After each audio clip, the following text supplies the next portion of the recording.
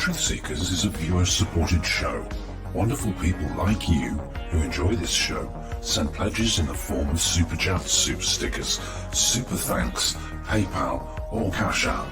Instructions for how to help are in the description.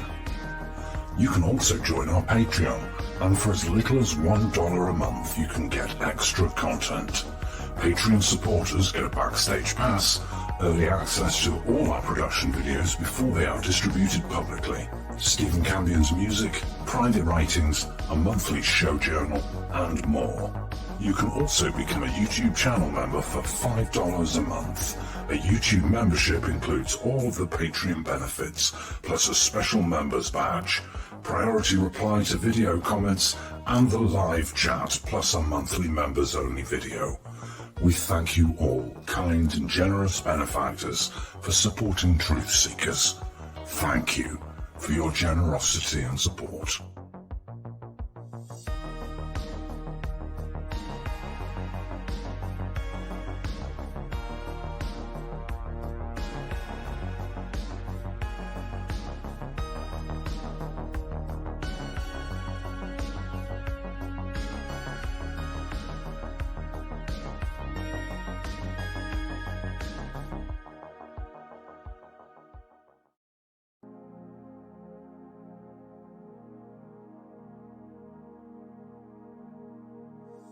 Truthseekers is a viewer-supported show.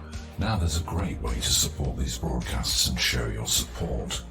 Please be sure and check out our merchandise store. Links to our 2 merchandise online stores are in the links to this video or podcast. The Amazon storefront ships super quickly in the United States, Great Britain, and many more places. Amazon may not ship to your country or location. If that's the case, hit our second merchandise link in the description and visit our Redbubble storefront. Merchandise from our Redbubble storefront ships worldwide, but may take longer than Amazon.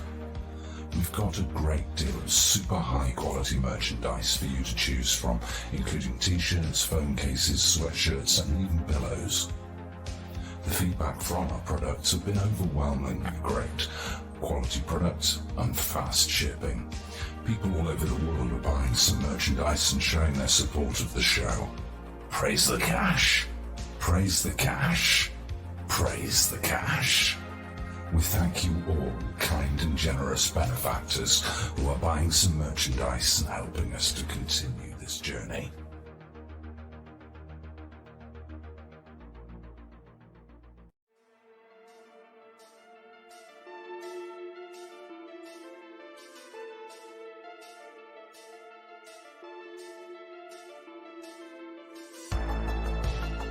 Thanks for being here. This is Truthseekers with your host, Stephen Campion. Please rate, like and comment on our videos or podcasts. If you are listening to an audio podcast, please rate us 5 stars to help us rise in the search rankings.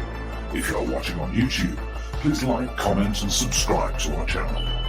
If you're listening to an audio podcast, we love and appreciate you listeners, but you are missing the live tapings. All our shows are recorded live with video feed. We'd love you to come be a part of our live broadcasts and tapings for the podcast.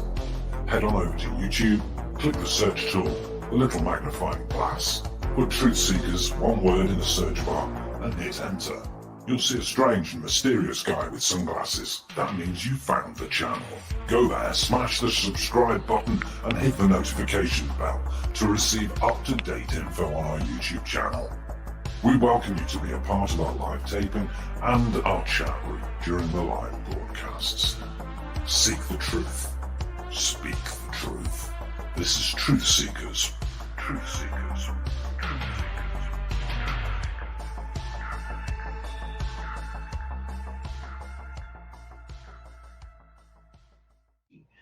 So, friends, tonight, and we have a comment from our Twitch stream. Brian Canatel says, Shalom, blessings, everyone. Thanks for being a Twitch follower and for helping with the Twitch live chat. I haven't checked that yet. And Don Crazeface is here. He says, here but out walking. Yeah, I get that. I listen to streams and podcasts when I every time that I take a walk or take a run. I don't run very much anymore. I probably should. So, friends, tonight we're going to be talking about a really, really old case. This case dates back to 1958 originally. And there was a man by the name of Frank Stranges, who is mostly the originator of this story. But it's interesting, there are a few other people in UFO or conspiracy land that were also involved in this story. And isn't it interesting? Birds of a feather, I guess. You know, these guys tend to sort of work together, I guess.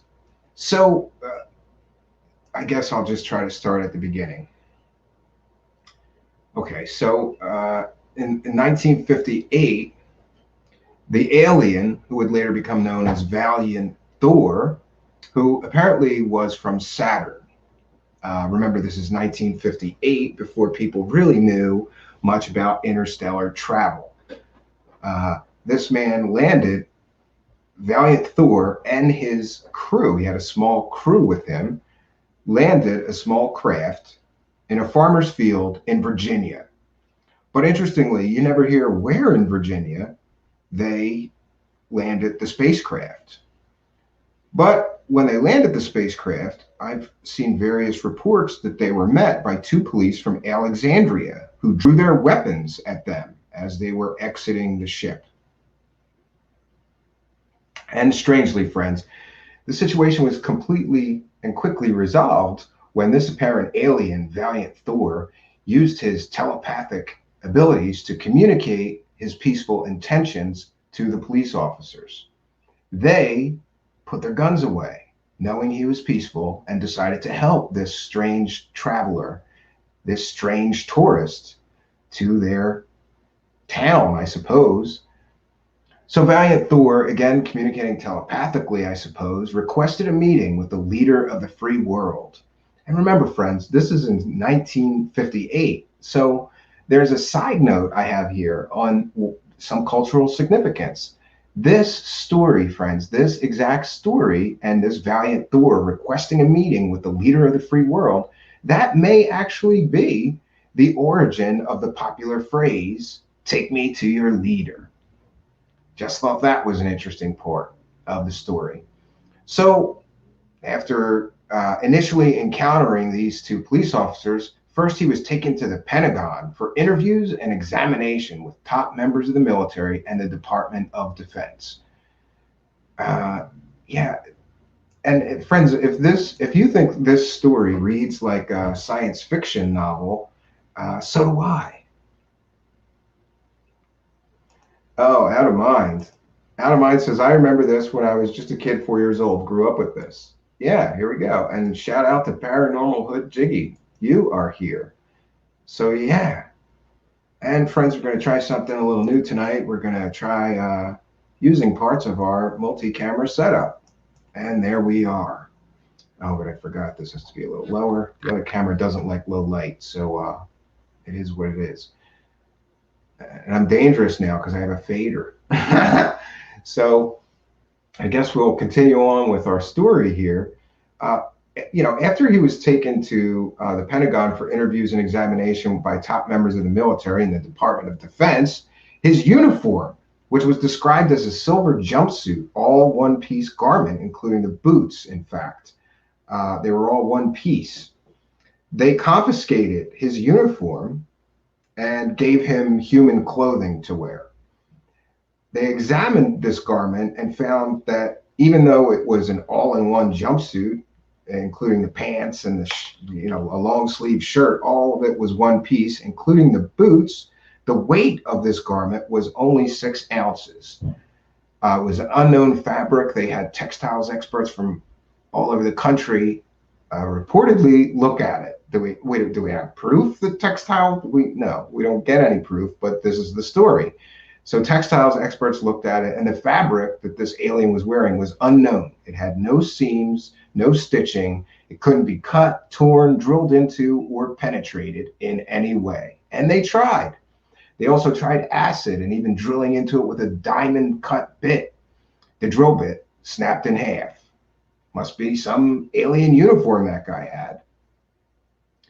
Apparently, members of the military and who were helping to study this alien's uniform also shot it with various guns and different calibers of bullets, and no bullets they tried would penetrate the uniform.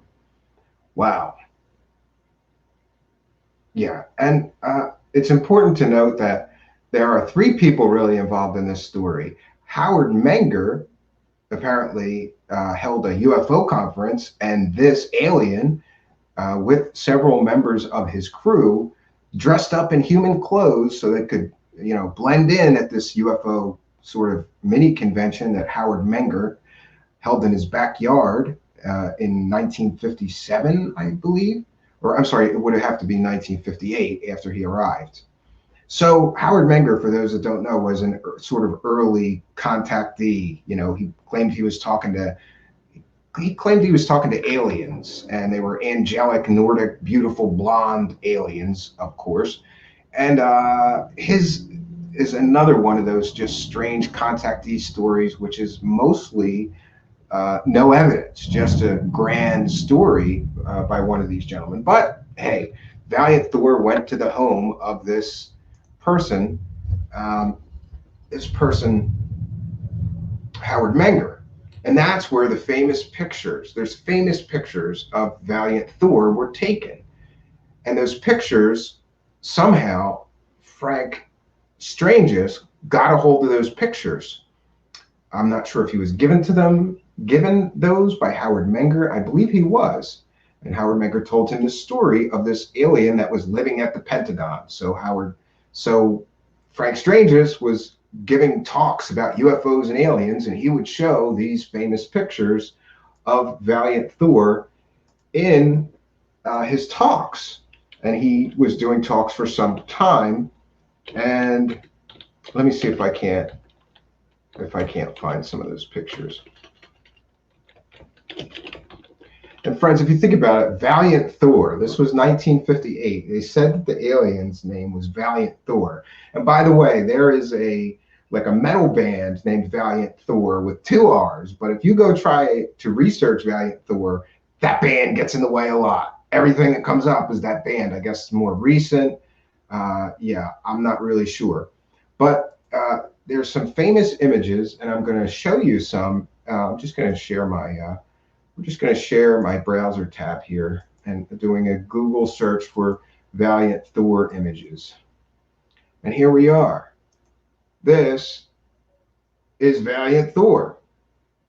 And this is Valiant Thor at that Howard Menger sort of UFO mini convention that Howard held in his yard, I think, in his backyard. And here we see again, and these females that are with him are supposed to be crew members. Well, actually, there was 2 females and a male that were mentioned as his crew members. They were with him at this sort of UFO gathering. Now, again,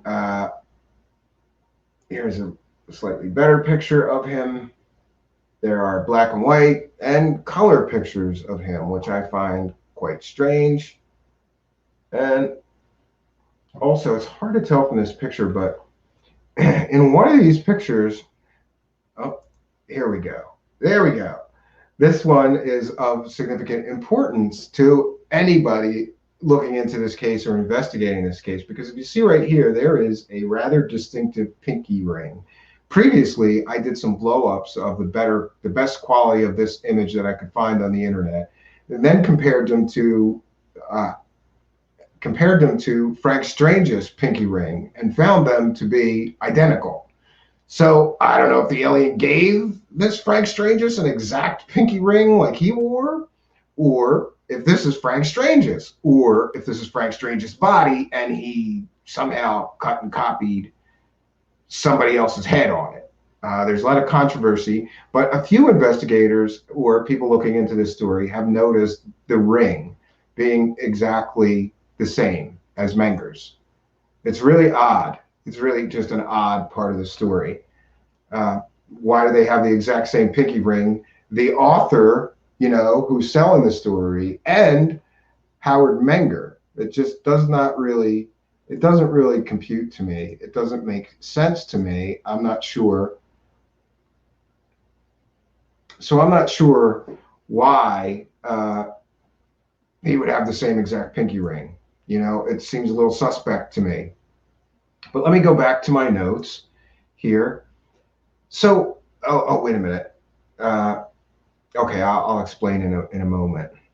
So, besides the person that really originated and profited from this story the most, Frank Stranges, also of note was that Phil Schneider got involved and started telling stories about Valiant Thor, though his story was a lot different. And then he was showing pictures, Phil Schneider, of his father.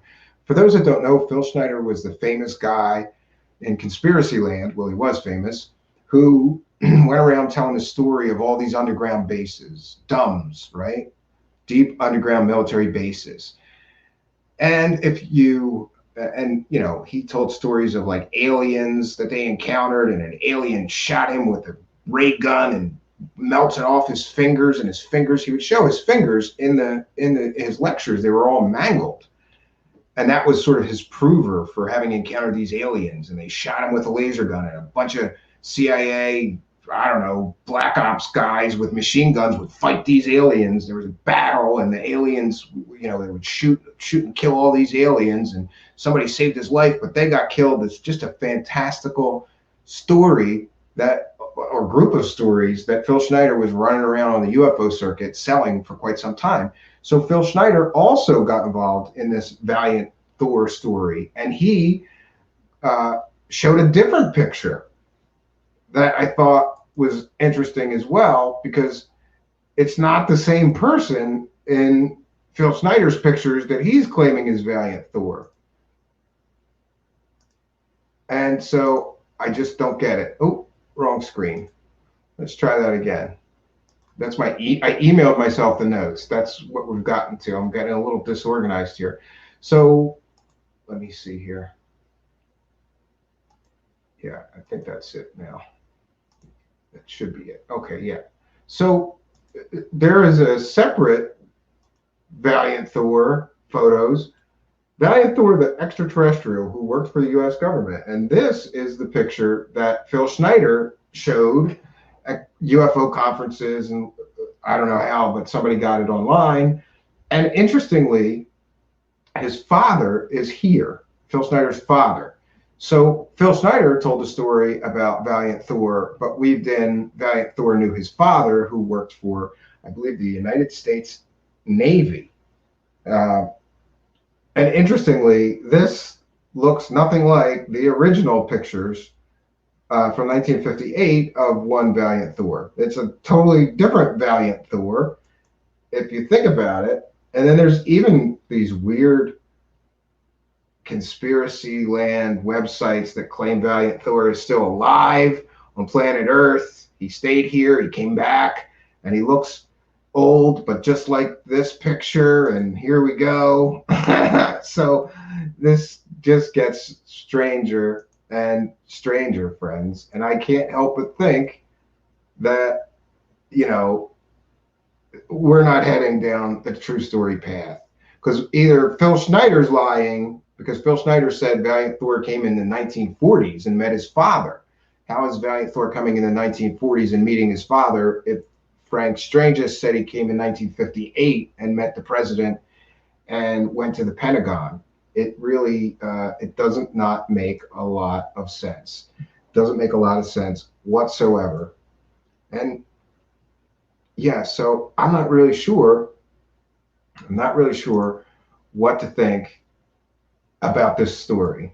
One of those guys, either Phil Schneider, right? Either Phil Schneider's got to be lying, and rest his soul, he passed away. And by the way, if you really want to look into Phil Schneider as is he a credible source or not, Joe from the Carolinas did an excellent breakdown proving that he had all kinds of mental conditions. I believe he was forcibly committed to a mental institution because he liked to, one of his problems was that he would cut himself and mangle himself. So that may explain his mangled hand. We really don't know. I don't find Phil Schneider to be at all credible, considering what Joe from the Carolinas found and others have found. Interestingly, Phil Schneider died a sort of strange death. He hung himself, but I don't recall the details. His death was ruled a suicide, but people claimed that it couldn't have been a suicide and that the men in black and the government came and killed him, to keep him from telling the truth about aliens, bro. So that explains Phil Schneider's involvement, but there's more. Because Phil Schneider added parts to the story that would later sort of get woven into this legend of Valiant Thor. And it's interesting how Frank Strange's never mentioned any of these little details, but Phil Schneider did. And later, people would conflate the two stories, mix the facts from Phil Schneider up with the original facts from Frank Strange's. And what we get is an even more fantastical story, because now we have two guys running around telling crazy stories, none of which can be verified, about this alien named Valiant Thor. So Phil Schneider added these details: that Valiant Thor had 6 fingers. He had a heart twice the size of a human's. His blood was based on copper, not iron, and he only had 1 lung, but it was very large compared to R2. So, and there's more details from Frank Strange's about this Valiant Thor in the Pentagon. He claimed that they tried to use truth serum on him, right? But the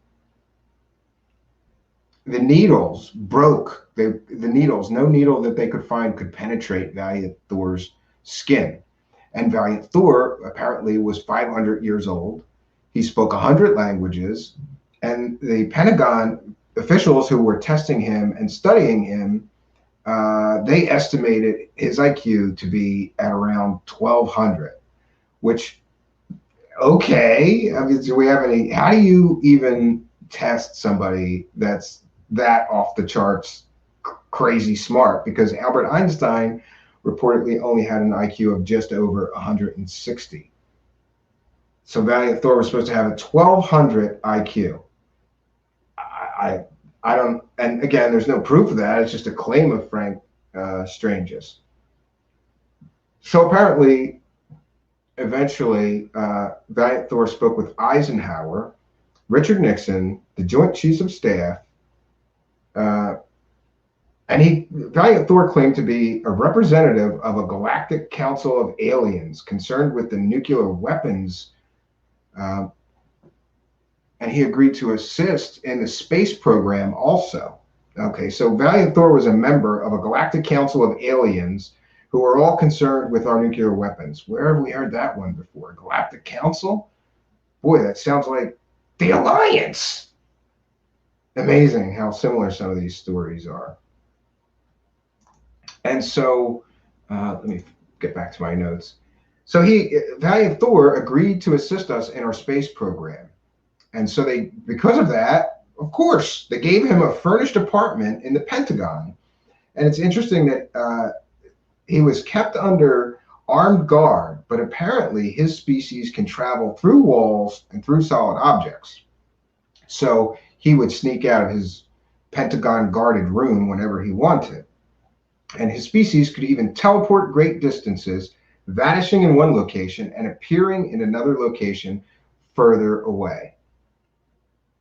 Yeah, and again, these are fantastical claims, but I have not seen any proof of any of this stuff. And in fact, I have this Frank Strange's original book, and it reads like a science fiction story. It really does. And it reads like a science fiction story out of the 1950s, complete with typical flying saucer, complete with a couple of hot alien chicks, right? You got to have the hot alien chicks. Couple of hot alien chicks, right? Fantastic weapons, stories exactly like this story is very, very closely resembles The Day the Earth Stood Still. A super intelligent alien comes to Earth offering to help mankind, right? And he said, take me to your leader too. I don't know what year The Earth Stood Still came out, but I would be interested, the original, The Day the Earth Stood Still, because this story is so similar to that. it could easily have been lifted. I'll have to check on that. That's something that didn't occur to me until just now going through these notes. Yeah, so we went over this already. In 1958, oh, and now I have the name of his crew members. Val, who is, Valiant Thor, and then these other aliens who took the names Jill, Don, and Tanya. We saw pictures of them earlier, attended the UFO convention at Howard Menger's in High Bridge, New Jersey. Photos of Val from this gathering, and they were in period clothing to fit in with the humans. Frank Strange just got a hold of these photos and he started using them. Again, we said it in talks about aliens as proof we were being visited. So after this, friends, apparently Frank Strange just met a sympathetic Pentagon worker at one of his talks, a woman named Nancy Warren. And again, no one has ever been able to locate Nancy Warren and verify she worked at the Pentagon, but okay. But Frank Strange has claimed that she took him inside the Pentagon and he had a series of meetings with the alleged alien named Valiant Thor. And the results of those meetings and experiences were published in his book, Stranger at the Pentagon. After publishing his book, Frank Strangeness became a frequent speaker. He was a fixture at all the UFO conferences around the country, retelling his tales of this alien friend, Valiant Thor, and pumping sales of his book. And his book was called Stranger at the Pentagon. Now, friends, I can't tell you how much fun it's been to retread this case because I hadn't thought about this one for a long, long time. And interestingly, there was not really new stuff, but like kind of new stuff. I found out, and I got to watch this movie again because anyway, I did see this. There's a movie that somebody made, an independent filmmaker made a movie about all of this story called Stranger at the Pentagon. And interestingly, this movie came out a few years ago. I don't know the exact date. I'll see if I can check and find it. But they did a great job on this because they combined sort of modern CGI and stuff in this film, but they purposefully made this whole film have that sort of 1950s science fiction story vibe, and it kind of came off really well. We are going to share the trailer from Stranger at the Pentagon, and I think you can rent the movie or buy the movie for $5. It's really worth it if you're interested in this kind of stuff. I think they did a great job with it, so I wanted to mention that. So let me share my screen here and share audio. Yes, and I'm going to say, listen, this is just a trailer for the film. I'm not even playing clips of the film. I'm playing their promotional trailer for the film, which I don't feel is copyrighted or anything, but just in case, I want to cite fair use. We're showing the clip of this movie, or I'm sorry, the trailer of the movie, just to show cultural impact. We're going to be discussing this trailer. We're going to be educating the public about the cultural impact that this Valiant Thor story has had on our society. And here we go. Let's take a watch of this Stranger at the Pentagon. Again, fair use.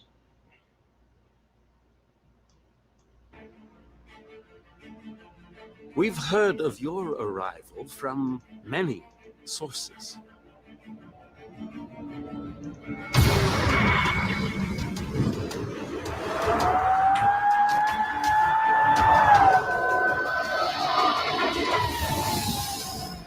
I thought something horrible was going to happen to you. This proposal is quite extraordinary. The capital city's president is considering signing an agreement with them for their technology. Earth is in grave danger.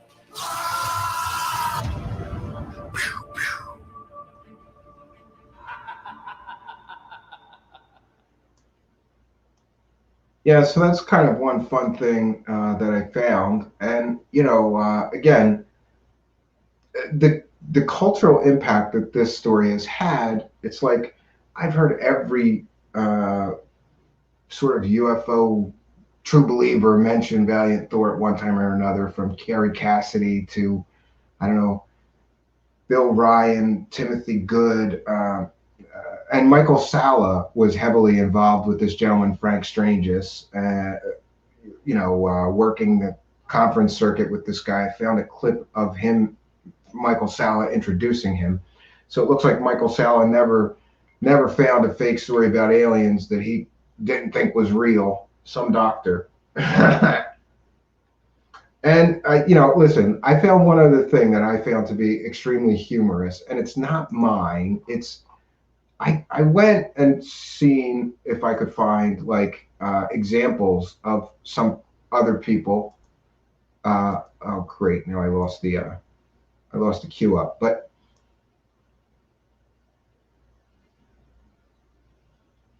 one second, friends.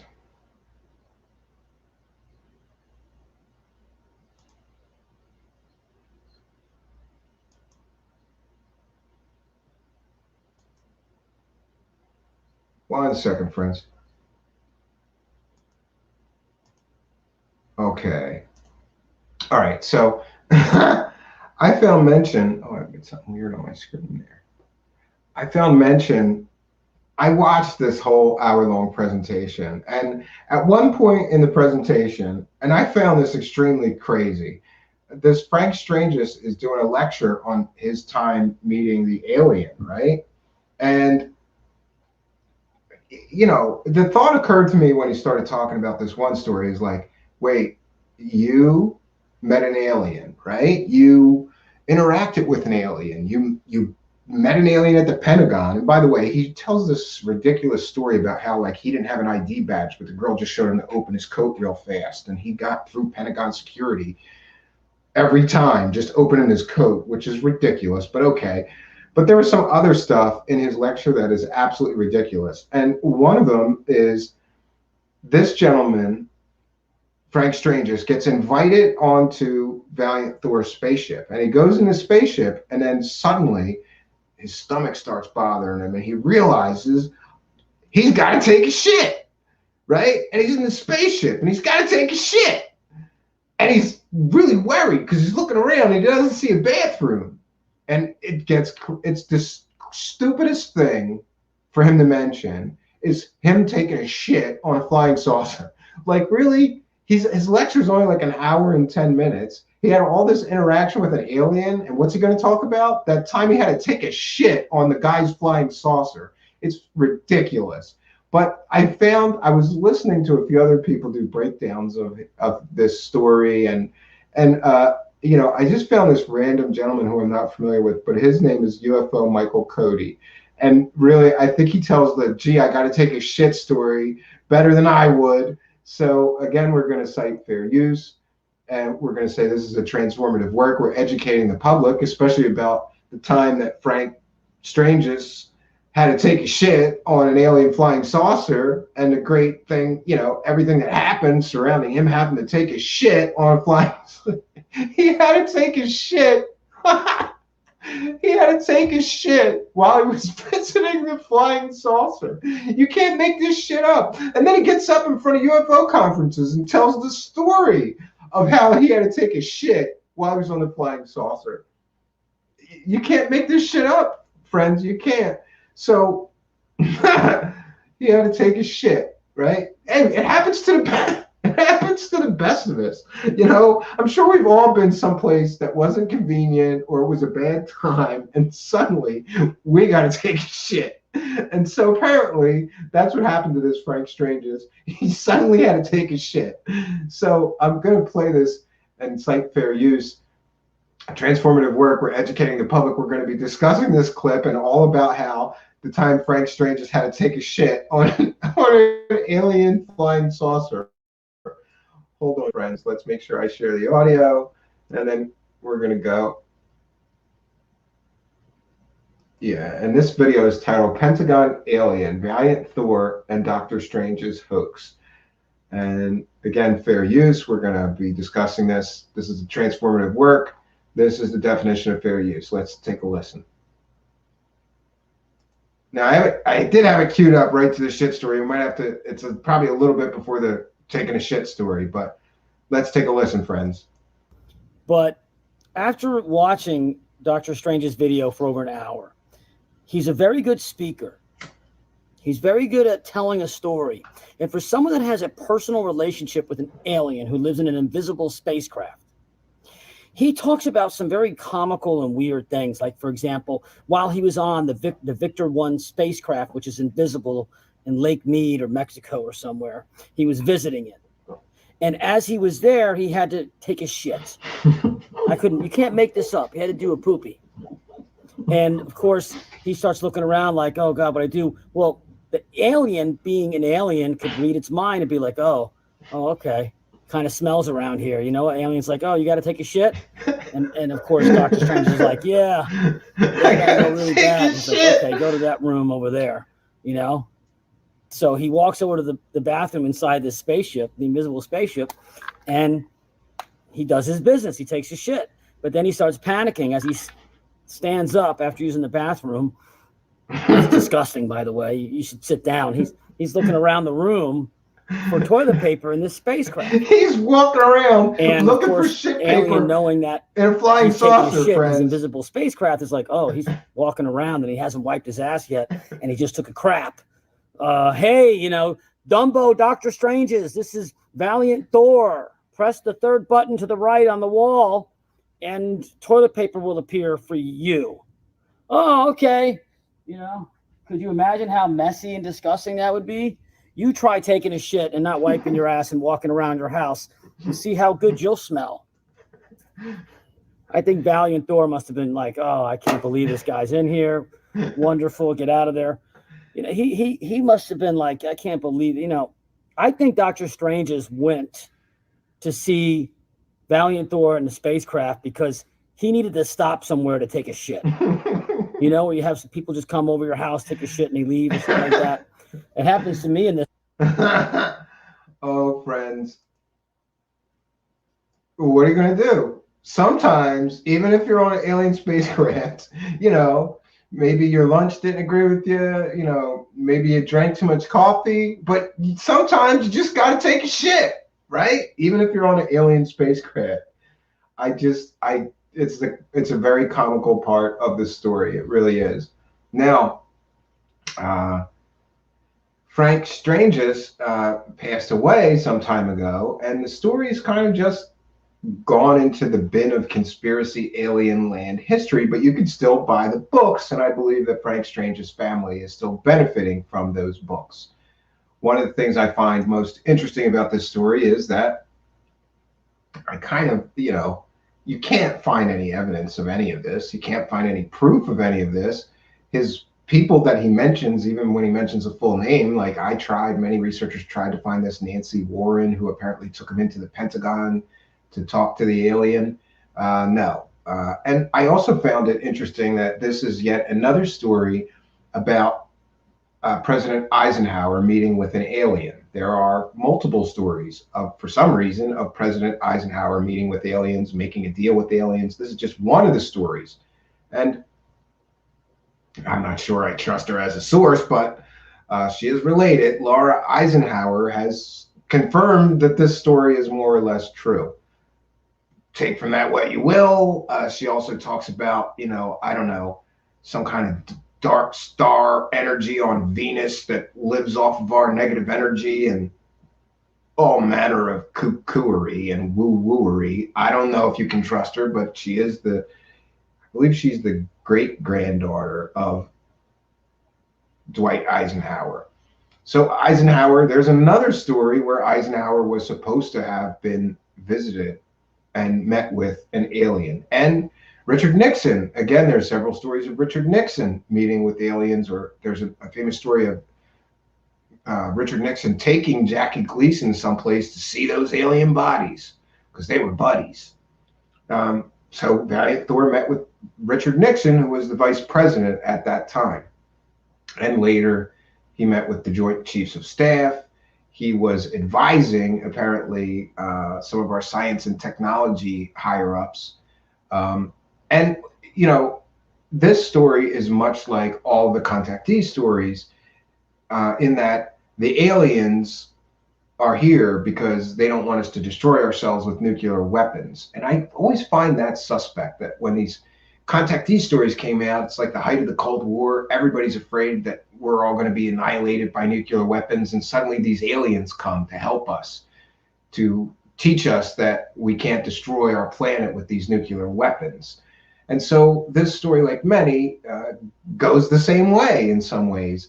Valiant Thor stayed on Earth for 3 years, from 1958 to 1961, at which point he became very frustrated because apparently here are some of the things that Valiant Thor was offering us. A cure for all diseases, a cure for dying. We would all be more or less immortal, or at the very least, we would expand our lifespan tenfold, so we could live to be 1,000 years old. This Valiant Thor was apparently something like 500 years old, which I find okay. Now, after he left, apparently he came back, because there are stories of Frank Stranges attending UFO conferences with Valiant Thor. At least that's what I hear, and I've heard it from several people, and that's kind of crazy. Oh man, now I lost it, of course. Let me see if I can't find it. There's a gentleman that tells a story of meeting Valiant Thor at a UFO conference, which I thought was really strange. I don't know why I didn't save that link. I was going to share that. Oh, I don't know if it's part 1 or part 2. Let me see if I can't preview this. Oh, no, it is part 1. Okay, friends. So, again, this is Michael Meerdad, and some people might know Michael Meerdad. He was kind of big in the late 80s, early 90s, running around in the spirituality and New Age movement conference, and he's kind of a jack of all New Age psychic powers, aliens guys that does a lot of lectures and classes and sells books and things. And I don't really know much about him, but he tells an interesting story of actually meeting Valiant Thor with Frank Stranges at a UFO conference, and this would be in the early 90s.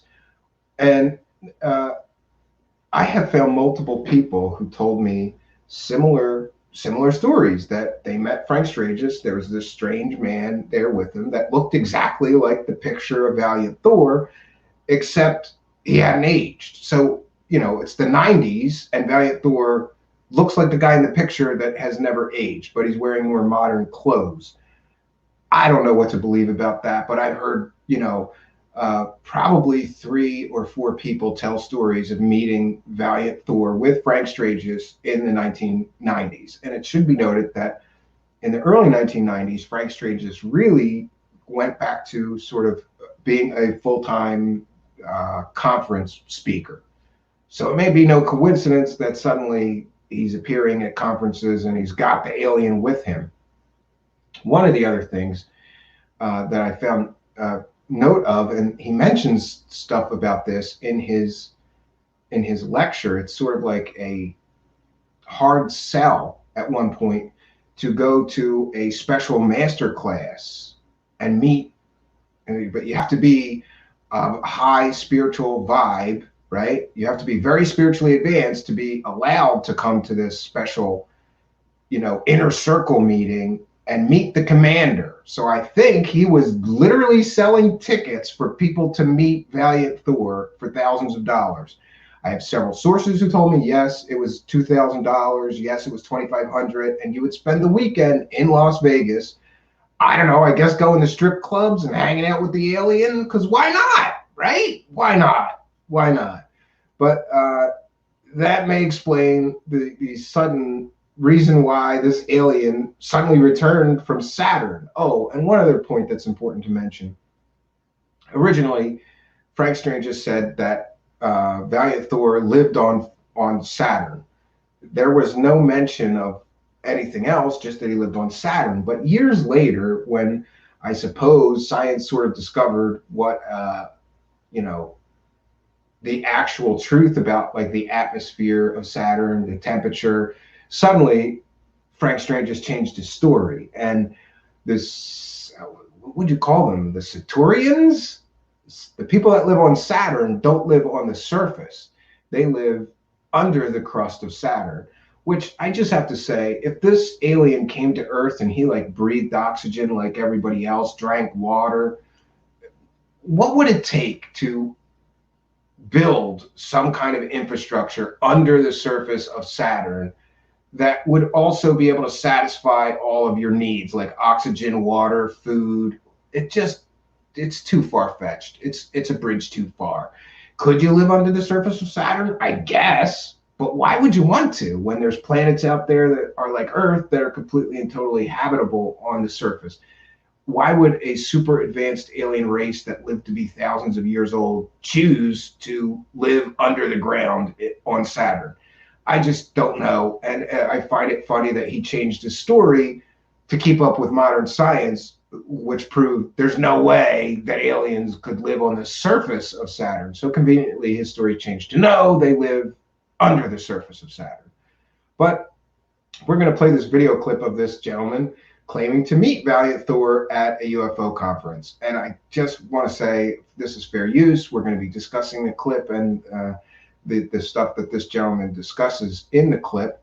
So, I think this is the definition of fair use. We'll be discussing and educating about this Frank Stranges. And this is titled Michael Meerdad Meets Frank Stranges and Valiant Thor Part 1. There's Part 2 as well. I didn't get into Part 2. You might want to do that if you're interested in this strange story. Let's take a listen. Out there. But people are asking, is this authentic? And they're disputing. And you have skeptics and conspiratorial people all the time fighting about these things. I'm only going to tell you what I know, and some of it's personal perception. He seemed authentic and so on. But in my experience, I know there are controversies around some of these things, and I'm telling you that, Frank is real. Frank spoke. Frank said he had these experiences. He shared a lot of these things with me. We interacted a bit through the 90s. And one thing that's interesting is that when you're looking at the pictures, you'll see a strange energy field around me. Now, those of you who know me as a teacher know that those kinds of things can happen when I'm talking, and you get a certain special effects and phenomena that kind of takes place. And some of you might be skeptical and not believe that. So, but I'm just putting this out there anyway. You'll see that in the picture, and you also see Frank sitting behind me. Whether that is my own energy field that shows up on camera, or whether you think that might be related to the energy around Frank, you can take your best guess at those things. However, one thing that's really cool, I remember this when I was doing the talk, because Frank, people knew, wow, he's got this Venusian guy that he interacts. Yeah, so people at the UFO conference knew that, people were whispering around this particular UFO conference saying, oh, he's got the alien with him today. You can meet the alien, which I find really strange, but, okay, it is what it is. Interacts with, not everybody knew about that, but some of the people that spoke, because not everybody in the audience knew all the speakers. So a lot of them weren't familiar with him, but I do remember that when I got done speaking, I went off the exit stage left, kind of concept. I exited the stage, and Frank, we walked out the door and down, there's a few steps, I think it was. And and it was an outdoor thing, but they had a stage built, a big kind of just a nice, really cool alcove-ish looking stage, amphitheater-like. So we went out the back, went down the stairs, and I remember Frank saying, I would like you to introduce you to somebody. And I didn't know all about Frank's. He hadn't done his talk yet, and I hadn't met him before. So I didn't know about all this, but I do know that when I went out the back and down the steps, he said, I'd like to introduce you to somebody. And he introduces me to somebody that ends up looking like or being Valiant Thor, or Val. And that engagement connection meeting was really interesting. I mean, he just basically said, whatever, pleasure to meet you, all the niceties. He said, I'm aware of your work, and it's wonderful. It's in line with what we're doing. This is all about bringing the presence of God to this planet. An interesting note. Uh, Historically, to the best of my, I'm sorry, we're doing this multi-camera setup for the first time tonight, and I'm forgetting where I'm supposed to be looking. So my apologies. So it's interesting that historically, this was the first alien story that I could tell that was very supportive of Jesus. Um, and it's interesting to note that Frank Stranges, in his other life, he's had many weird. He's had an interesting life, this Frank Stranges. But one of the things that's interesting is, oh, 1 second, friends. Just lost mouse.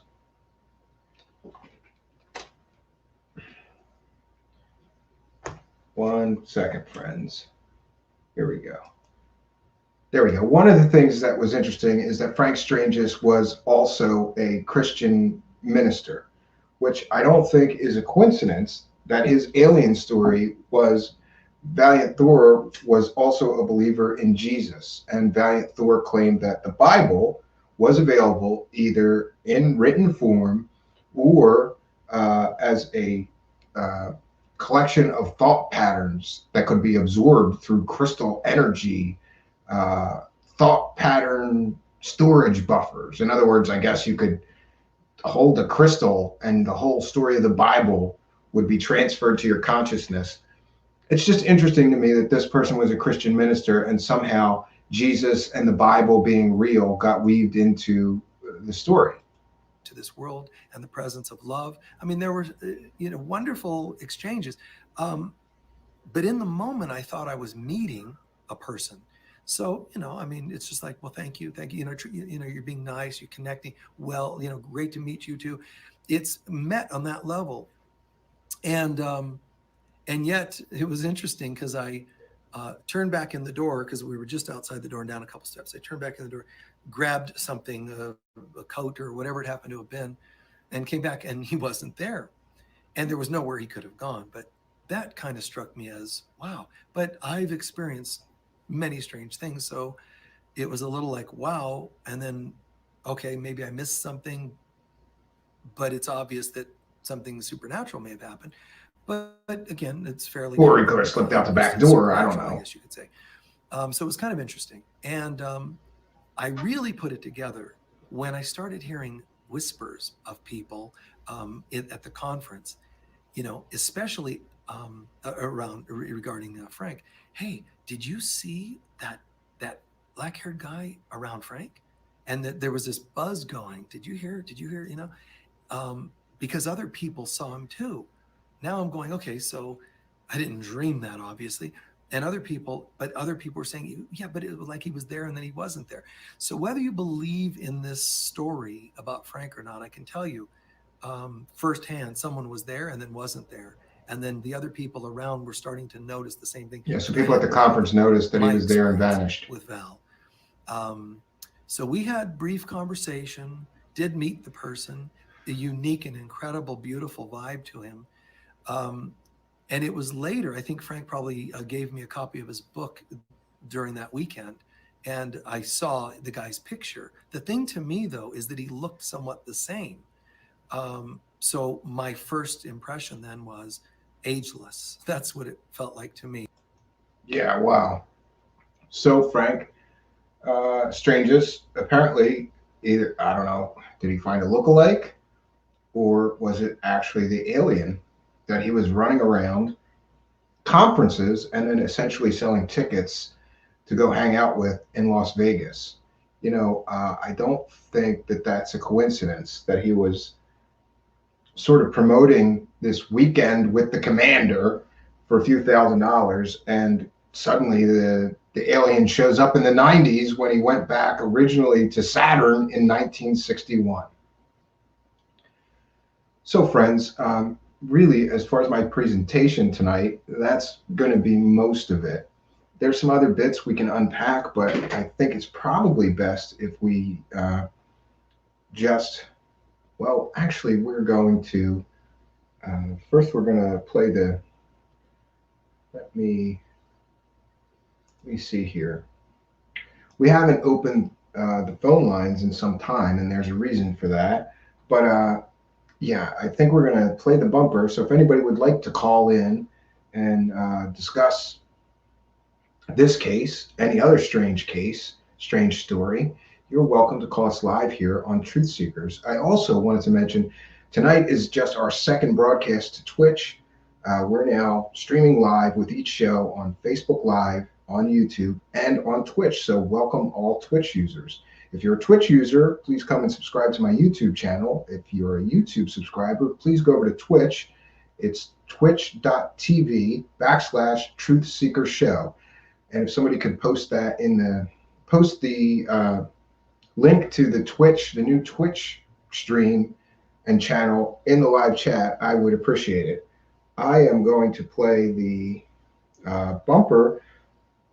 We're going to open the phone lines and see what happens. Now, sometimes when we do this, we get a lot of calls. Sometimes we don't get any calls. It is what it is. We're going to adjust. If there's not many calls, we'll focus solely on a discussion tonight in the live chat more than the phone calls. If there's a lot of phone calls, we can take we can take those phone calls and then focus on the live chat. We are open to all possibilities tonight here, friends. So here we go. Let's open the phone lines and we'll continue with the show. Please wait until after the bumper plays before you start making calls, because I do have to run downstairs and get something. So this will serve two purposes. Friends, we're opening the phone lines. We'll be right back.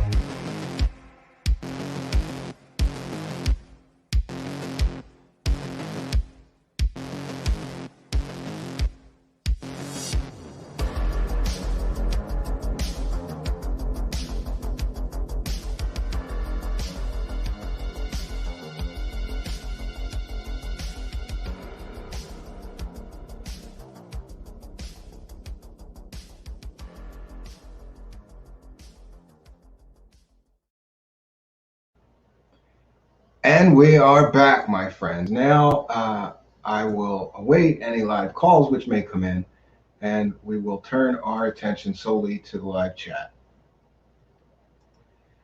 Brian cannot tell again. He's commenting. He's in live chat in the new Twitch stream. Thank you, Brian, for being over there. Maybe that will encourage others to start joining in the live chat on our new Twitch stream. Brian cannot tell comments, Valiant Thor, original Pleiadians. Yes, there's a lot of similarities between Valiant Thor's sort of philosophy and, just like the Billy Meyer and the Pleiadians, Valiant Thor came here to help us because he was concerned and they wanted to help the human race. But, Valiant Thor came from Saturn. The Pleiadians came from the Pleiadian star system, I suppose, which I guess is a little more believable. I'm not so sure. William Pixley, did they bring space booze? Yeah, I'm not quite sure if they bought space booze or not. Yeah, I did not hear anything about that. Let me check the rest of the live chat here. Super V Fun Cat. I'm getting old. I have never used the Twitch. The only reason I am on Twitch is because a couple of my friends, they stream games, and the only chance I get to check in with them is and see what they're up to is to check in with them on Twitch, because they really streaming games constantly, which is mostly, I think Twitch is mostly people streaming games, but I did notice there's a few paranormal type talk shows. So I thought we can add one more destination with our current software, so why not? So yeah, we're on Twitch. Michael Murdad is friends and promotes International Pedo John of God. Wow, yeah, that's got me kicked out of his church. Speaking against Jog and the healing trip Michael took to Jog in Brazil. Yeah, not a fan of John of God, not one bit. Super V Fun Cat. Okay. Jonocide. It's Venus. Yes. Oh, it wasn't Saturn. I'm sorry. You're absolutely right. It was Venus, right? Not Saturn. Venus. I'm sure that there were some contactees claiming that people were coming from Saturn. So I'm sorry that I confused it. You are correct. I believe that you are correct, Jonocide. Frank Strange's claimed that Valiant Thor came from Venus, planet Venus. So they're Venusians. That makes more sense, because I've heard the term Venusians before, but I've never heard the term for what people from Saturn are called. Saturnians, I guess it would be. I don't know. Yeah, Don Crazeface mentions Oprah loves John of God. Yeah, it's funny how many sort of mainstream stupid people were supporting that guy, and then when he got caught being a creep, like nobody came out and said anything. They all just act like they didn't, like they did not have anything to do with him. Super V Fun Cat. That's Ike Saturn. Yeah, I believe that David Ike does talk about Saturn a great deal. So, friends, if you have any comments for me in the live chat, please do put them in all caps. Please remember I'm somewhat visually impaired, and that helps me know that that comment is for me and not, just you talking in the live chat to everyone who's here with us. And friends, just a little bit of business. I always like to mention this. There's a few ways that you could support me. One is like, comment, subscribe, and share. Please do, if you know people that like this kind of content, copy our channel address, send them a DM on Twitter, send them a PM on Facebook, send them an email, and mention that you watch this show, Truthseekers, and they might enjoy it. Please come and subscribe and be a part of our thing here. The second way to support me is on Patreon. For as little as $1 a month. You get a backstage pass into all kinds of things. I do an audio journal every month, and really the people on Patreon just get to see everything before whatever I'm working on. They get to see sort of backstage preview of it before anybody in the general public sees it. Sometimes there's stuff I write, sometimes it's video, sometimes it's audio journals, audio presentations on various subjects. And we don't have any tiers. It's just $1 a month. And if you go to the About page on our YouTube, there's a button, Donate on Patreon. It'll take you right there, and you can sign up and give me your $1. The other way to support me is that we have a PayPal Donate button. Now, we don't have Super Chat donations, so I do something called Not So Super Chat donations. I monitor the PayPal account. And by the way, we had a $5 donation from Brandon Young recently. God bless Brandon Young for supporting the show. We had a $10 donation from Reamsey. And 1 second, I'm looking at the recent activity here. Okay, and then we also had a $10 donation, another $25 donation from Reamsey, and then a $10 donation from BG's. Now, on July 28th, somebody gave me $5. But here's the deal. I believe that what I'm seeing is their real name in the PayPal. And I don't know that they want me announcing their real name. So if somebody could tell me, did you donate $5 on July 28th? And you were not Brandon Young who donated $5. It's somebody else here. Please let me know, and I will thank you in the live chat, or read your screen name. I just don't want to read this name I got in the PayPal because I'm not sure you want that out there. Yeah, so you can donate, and I have the PayPal activity up. I don't have the thing up to like write it real big on the screen. So if you give me some money tonight, I will just thank you profusely online here, and let you know that every dollar counts, helping to support our show. And yes, out of mind, put the link for the Patreon donate right up. When did Strangers die? I believe he died in 2008, but I could be wrong. And well, one other point that I'd like to mention is not only did Frank Strangers write books about this, but apparently Valiant Thor himself wrote a few books. And interestingly, the only person that financially benefits from those books is Frank Strangers.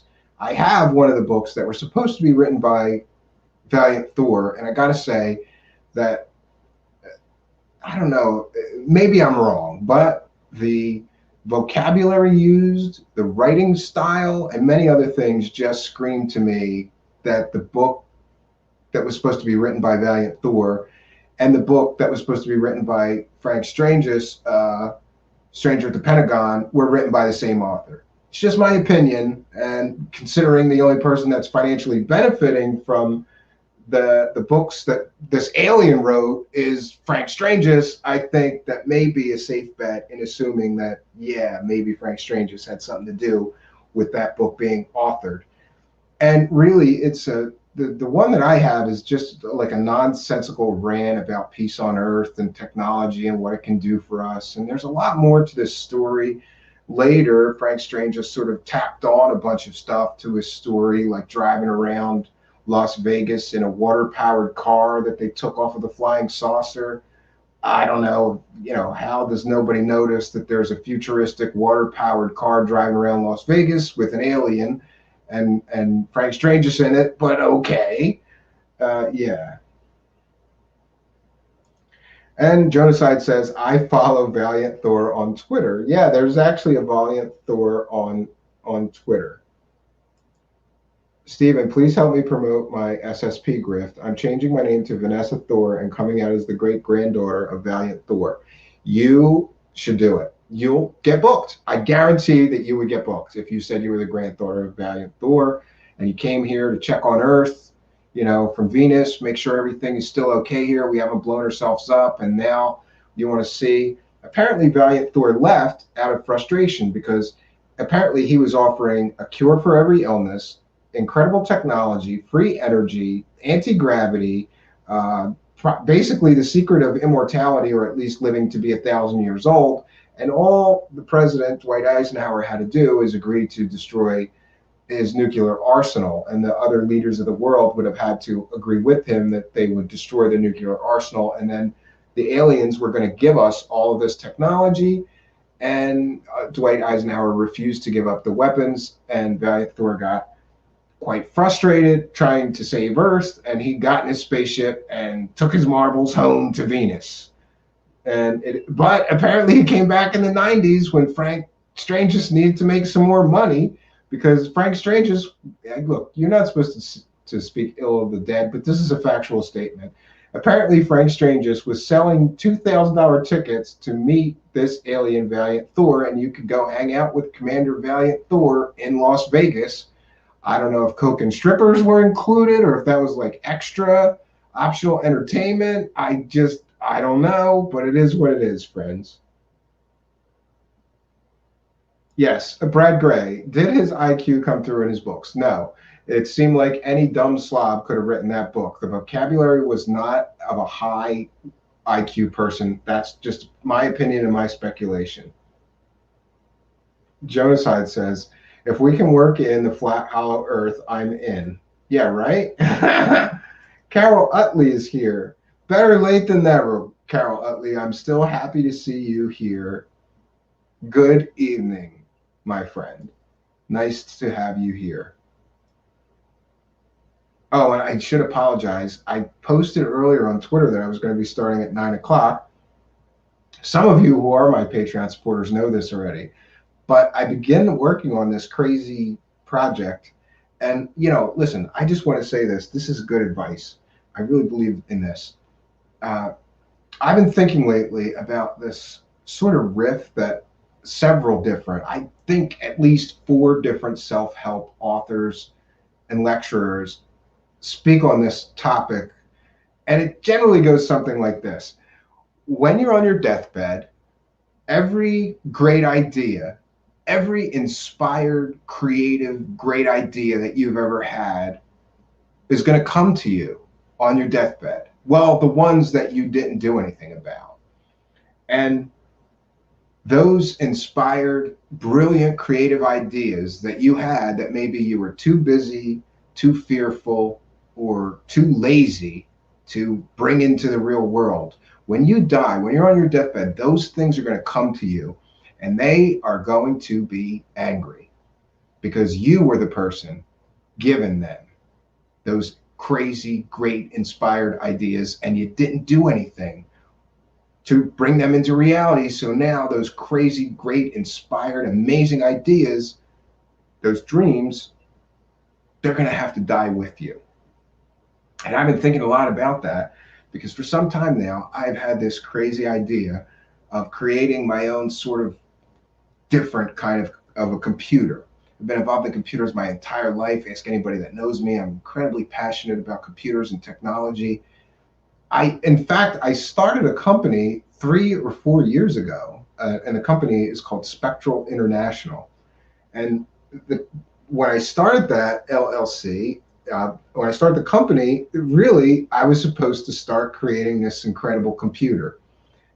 And then I had another child. And friends, life gets in the way.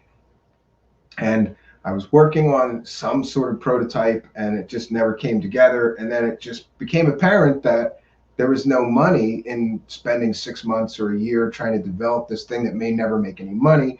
Where the money was for me was, fixing broken laptops and iMacs and PCs and it wasn't the Bill Gates, Steve Jobs inspired life that I thought I wanted, but it paid, it was a living. So sort of this idea for this computer got put to the sidelines. And instead I was doing stuff like virus scans and repairing broken laptop screens and changing out people's hard drives. And yeah, I enjoy that kind of work too, but that's not why I formed the company.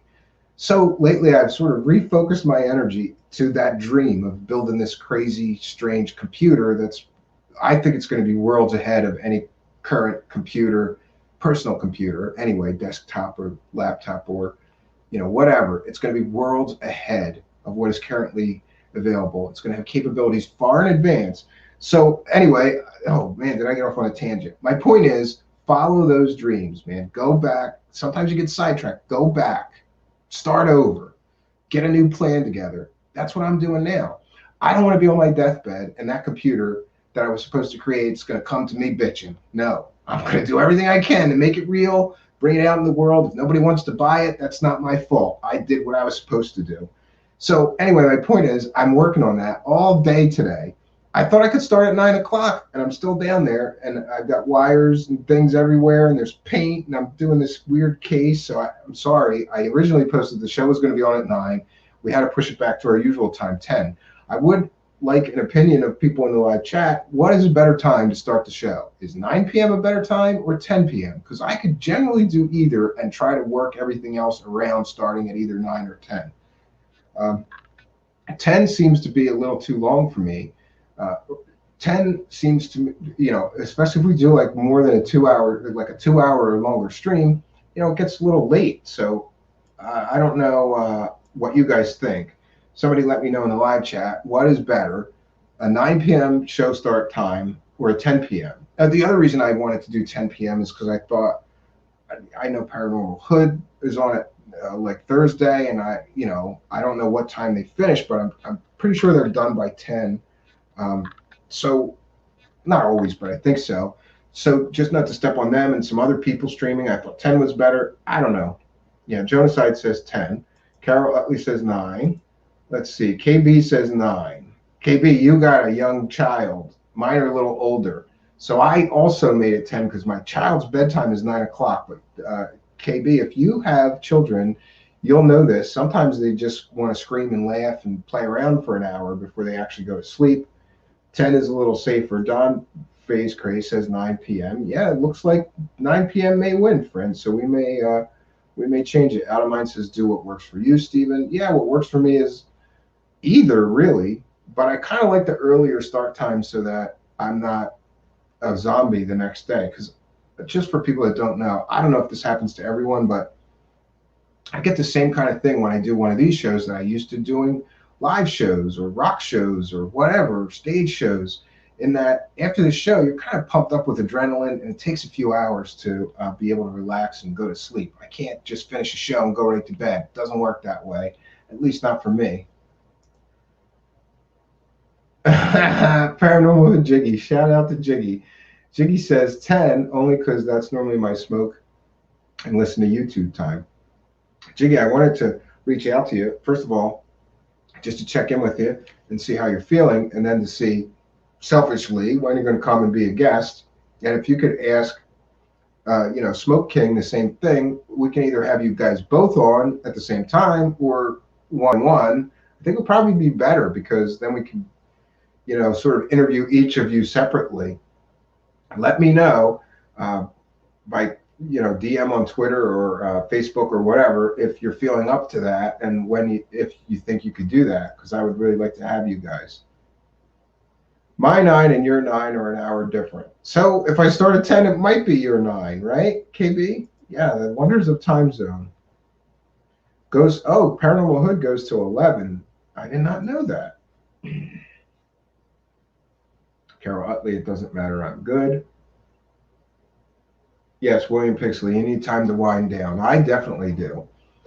And I just want to mention that, again, tonight was our first time trying this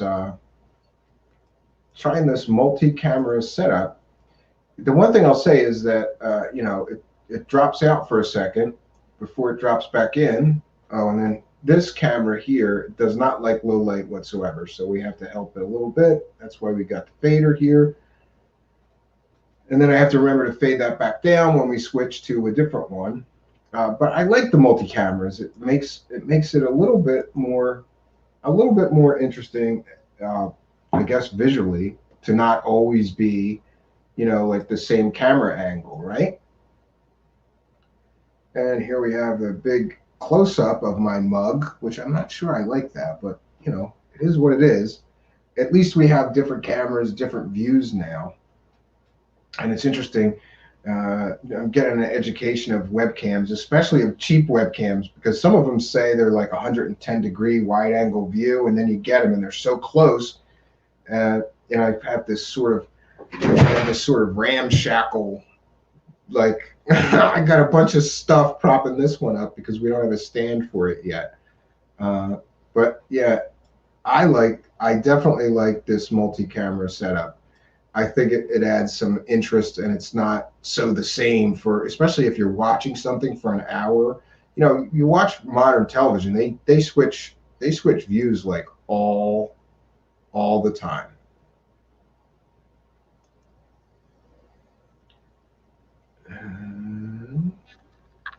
There we go. Yeah, so most modern television shows, they just switch the view around a lot, and I guess it gets things more interesting. Mario Heat is here. Shout out to Mario Heat. He says fisheye lens used to make the flat Earth curved filter. Yeah.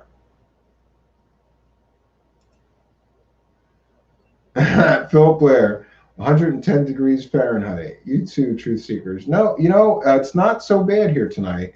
I mean, I think it's probably like 85 outside, but it's still bearable in here because what I do is I close the door in this little office and the air conditioner is right behind me, and I just blast the air conditioner for 3 hours with the door closed. And then when I start the show, I turn the air conditioner off, hurry up and put the backdrop up and go and try to, ride off of the air that's in here. But yeah, when we did that 3 hour stream, I was melting at the end. So Philip Blair says, I'm melting. And Genocide, howdy, Philip Blair. Aloha, Philip. Yeah. KB says, whatever you choose, I suppose for a time slot, we will be there. I hope so, KB. It's good to see you. I'm glad that you found us. I know you were asking me like where to find the show on Twitter. And it's amazing to me that it seems like we are slowly finding my old show listeners, the Midnight Hour show listeners, are slowly starting to funnel in to subscribe to the new channel. And, remember, I used to have the benefit of the network, the Fringe FM, and that really goes a long way to getting listeners. And it seems like going back to, I don't regret a thing, but going back to the start is a little harder than I thought, being totally independent, because every day I remind myself that I should just email 10 people from previous interactions and say, hey, here's my new channel. This is my new show. It takes discipline to do that. Today, I also took the time to do some thumbnails. And one of the things on my list of things to do is I really have to add links and more text in each description so that the search engine, the algorithm, finds my shows. It's hard enough when you do all those right things for Facebook for Google Analytics, to get higher in the search engines. It's hard enough when you do those things, and I'm not doing enough of that. So I'd have to really buckle down and get that done. Stephen Ronan is here. Shout out to Stephen Ronan. Good to see you here. Only seen this now. Yeah, better late than never. We're still very happy to have you. Phil Blair says, we don't have air conditioning, so I've been keeping ice packs in my pocket and swapping them out all day. Wow, you mean those blue gel things that you put in the freezer? That's a good idea. A long time ago when I was a kid, I had a job at a campground being the fuzzy character. I was like Yogi Bear, and you can only stay in that suit for 20 minutes without the ice packs. So they would put this vest on me, and it would have those gelled ice packs, and we'd have to slide them in, get them out of the freezer. And they went all the way down. They were on your legs, they were on your chest, down your back. And then I could stay in the suit for up to an hour and a half, according to them, but really, no. Talk about shit jobs. That was one of the worst. Hey, get in this fuzzy suit while it's 100 degrees outside and talk to and hang out with these kids and let everybody. And it seemed like on the hot days, that's when 150 people would want a picture and you'd be there forever.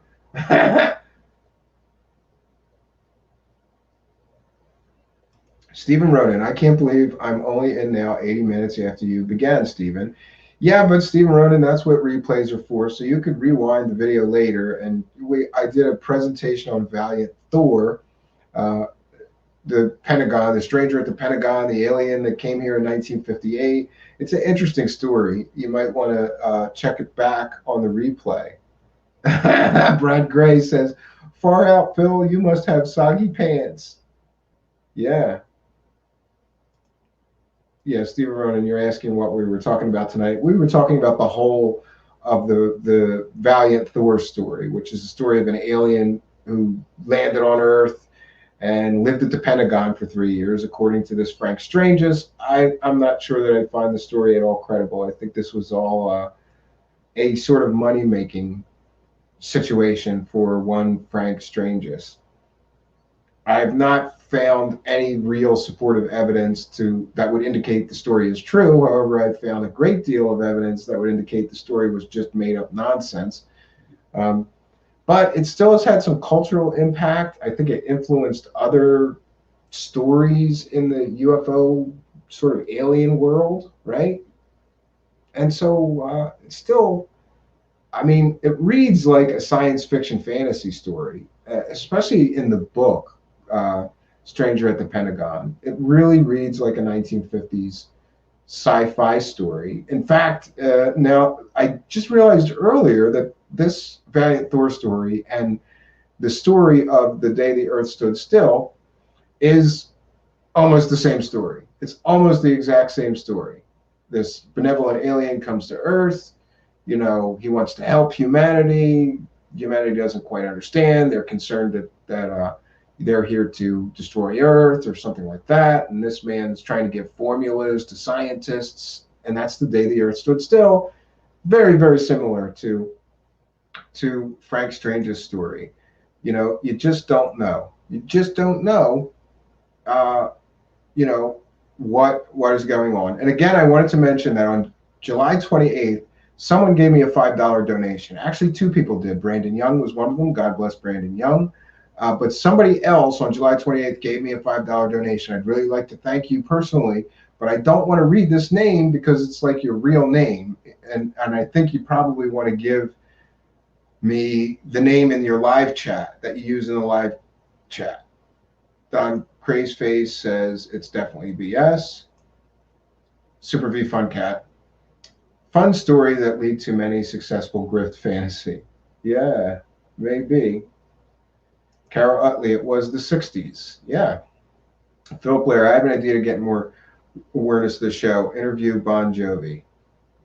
Maybe he has some good stories about the Jersey Devil. Phil Blair, I don't think I'll ever interview Bon Jovi. And it's interesting, I once worked right near where he had a condo in Philadelphia. Bon Jovi had a condo in Philadelphia on the Delaware River waterfront, which was about a 5-minute walk or maybe a 10-minute walk from this place that I worked for some time, right off South Street, which is like the cool place to go. There's a lot of record shops and punk rock shops and piercing places, tattoo parlors, used record stores.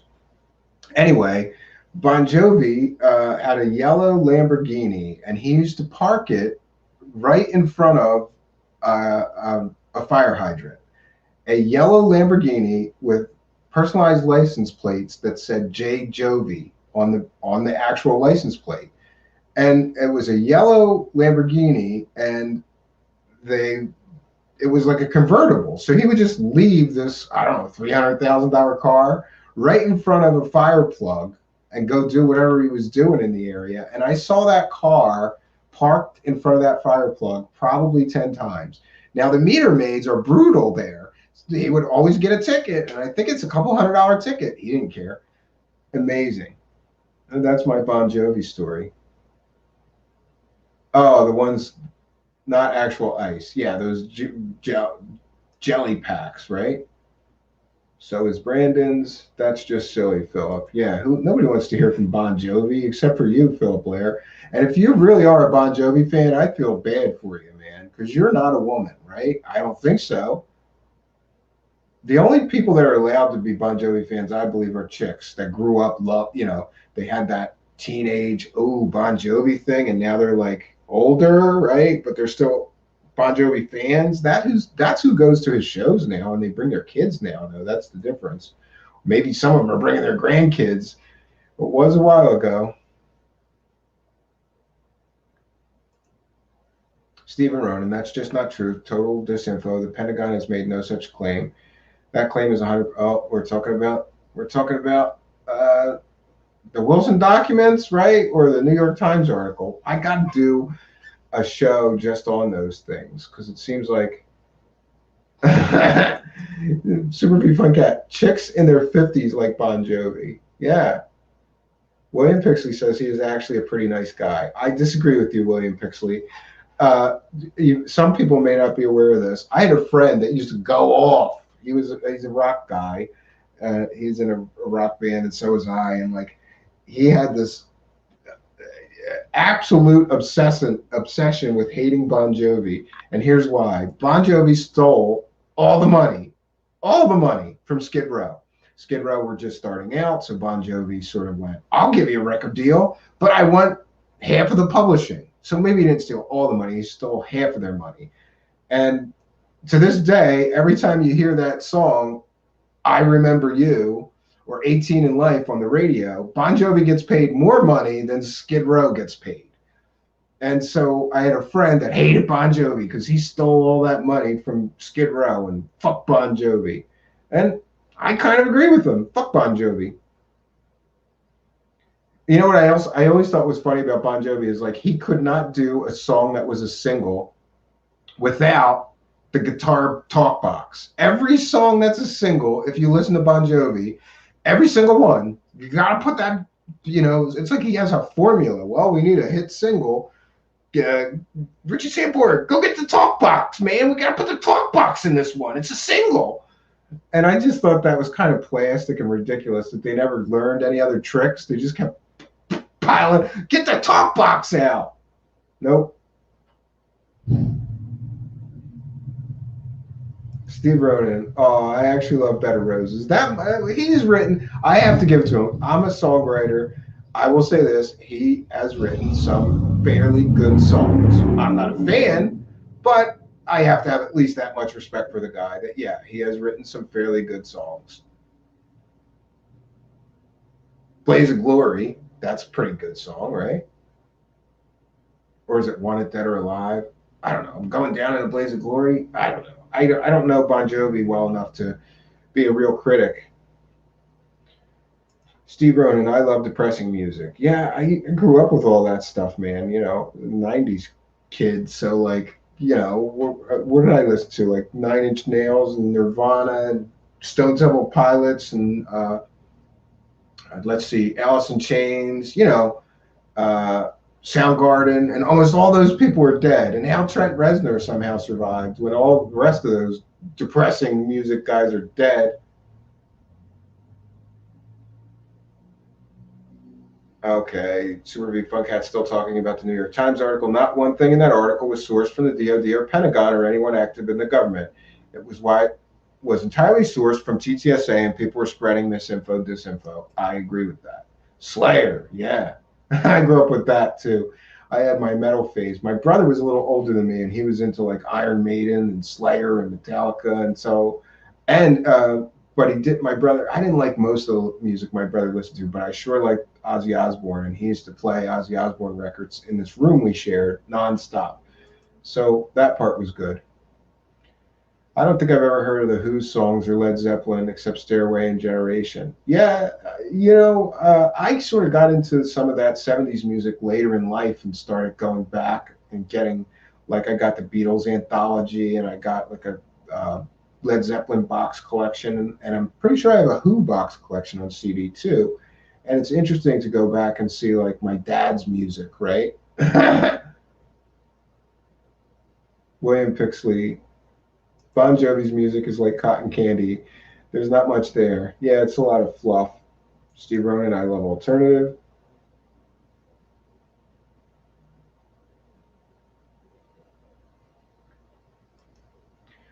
William Pixley, last night's show blew. Very disappointing. Laura Eisenhower's a joke. I think you're talking about another show host show, because I certainly didn't have Laura Eisenhower on my show. And hopefully last night's show that I did didn't suck. William Pixley, I think you're talking about another show. Do you like Blur and Pulp and Suede? Not so much. Yeah, I was kind of like gothic industrial, and that kind of music sort of, you know, emo. Would that be emo? I guess. Or emo alternative, I guess. I don't know. That sort of came after me. And by that point, you know, I think you pick your favorite groups and music and you keep listening to it at least as long as those guys are alive. In my case, I was just talking to a friend about this. I can't even listen to rock radio anymore because it's like everybody that I grew up with, they're all dead and they all killed themselves either through drugs or through actual suicide. You know, Chris Cornell and, you know, there's so many of them. The Linkin Park singer, they're all dead. Lane Stanley, they're all dead.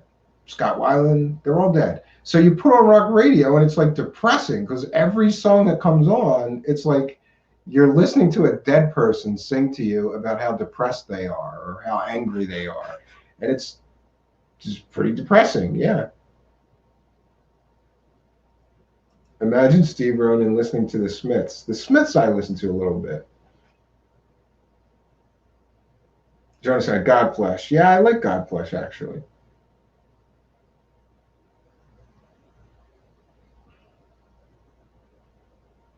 Oh, William Pixley. You're right. You didn't have a show last night. Okay, I'm thinking about my last show, which was 2 nights ago. Yes, friends, I wanted to do a show last night, but I was still looking into this show, which I wanted to present next, which is the story of Valiant Thor. And I don't like to sort of pull the trigger when I'm only half ready, and I don't think that I would do excuse me, I don't think that I would do near as good of a job. Like many people, I know when I'm prepared enough to do it well. And when I'm not, it's sort of hit or miss. So I'd like to take the time out of my Gorillas project too. My son Xavier loves the Gorillas. And I think because they're called the Gorillas, but somehow he find a Gorillas video. I don't know which one. It's their most famous single though. And he plays that a lot. Maybe you should stream. Yeah, Steve Vernon. I only know a few of the Smiths songs, Phil. Maybe I should stream them on Spotify. Oh, Gorillas. They were cool. Yeah, I remember when they came out. I thought they were pretty interesting and innovative. Chester, he was Podesta's illegitimate child. Well, that's what I heard. Yeah, Chester Bennington. I was struggling for his name earlier. Thank you. And Philip Blair loves to bring us strange and interesting news. Here's Philip Blair's contribution tonight. Cow mutilated in Eastern Oregon. Uh-oh. Truthseekers, strange story for you. Thank you, Philip. I will look into that one. Oh, that's it. Happy, feeling sad. I got sunshine in my bag. That's the one. My son plays that song a lot. I don't know. And I don't even know how he's done this, but my son has figured out like how to watch horror movies on YouTube. I guess they have that. We don't pay. We don't have a YouTube premium account, but he's watching stuff like Chucky movies and these weird Godzilla movies all of a sudden. And I'm like, where did you find that? He goes, it's on YouTube, Dad. Like, he's just an expert now. I thought that was funny, though. Me and my wife are a little bit concerned. Like, he's 4 years old. We don't think we want him watching, like, Chucky running around with a knife stabbing people. But I think he understands that. He says, it's okay, Dad. It's just pretend. And I go, all right. And I happen to have a Chucky doll in the basement that he doesn't like, and he runs past it, which is funny. But now he's watching all of the Chucky movies because they're apparently, most of them are on YouTube. And I don't know, there was so many after Chucky was big. Like the first one was huge. And then after that, they had like Chucky 2, Let's Play, Chucky 3, Bride of Chucky, and all this stuff. They just kept milking the Chucky train. Yeah, Steve Ronan. Yeah, I think the 80s horrors are on YouTube. Yeah, they are, but it's fun, I don't mind him, especially watching stuff like old Godzilla movies. Like we were watching Godzilla versus Mothra, which is something that they used to play old Godzilla movies on Saturday afternoon on like the VHF, not the main channels. This is how old I am, 3, 6, or 10. That's what we had, but the VHF, and they would never come in good. So you'd always have like aluminum foil, and you'd be trying to like get the static out of the TV. You'd be moving the TV around to watch, but you had to because I wanted to watch Kung Fu movies and Godzilla movies on Saturday afternoon. They played them constantly throughout my childhood. So that's what I grew up with. I'm fine with him watching that stuff. Oh my God, you're the dad that keeps a Chucky doll in the basement. Yeah, I do. I can't help it. It's funny looking and it looks freaky. And I have a bunch of weird ventriloquist devil dolls and stuff down in the basement as well. And someday I'm going to show some of the stuff from those guys. I was thinking of using them in the Truthseekers show. I just haven't worked it in yet. Stephen Ronan, do you do magic? Yes, I do, Steve Ronan. I was a stage magician for quite some time, and I mean, stage magic, like doves appearing and rabbits and flying things and cutting girls in half. And my wife, before she was my wife, was like the girl that I would cut in half and would like hand me stuff, like the magician's assistant. And we worked together for quite some time doing corporate stage shows, public stage shows. For a while, we did a show at the Manhattan Arts Center in New York. which was like a variety show. Like we just did 15 minutes, and then there was a comedian that did 15 minutes, a singer did 15 minutes, a juggler did 15 minutes, a ventriloquist.